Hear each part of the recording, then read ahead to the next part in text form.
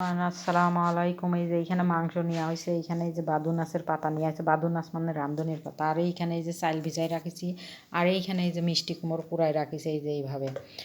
আর স্বাদ মতন এই যে লবণ দিয়ে দেবো, লবণ দিয়ে দিলাম স্বাদ মতন।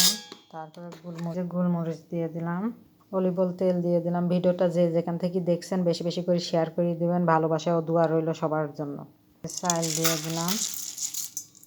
এই যে আমি সুন্দর করে মাখাই নিছি, যেভাবে খিচুড়ি মাখাই এইভাবে মাখাই নিছি সুন্দর করে। এই যে সুন্দর করে মাখাই নিছি। এই যে এইভাবে করে সব গিলান ঢুকাই নিব চাল আমি। এই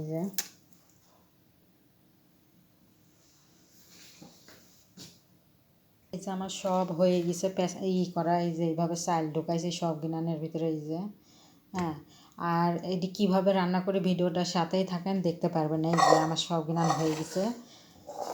আর এই যে এইগুলো হচ্ছে যেটি বাইর করেছে কুড়াইয়ে, এইগুলো হচ্ছে ভাজি করবে।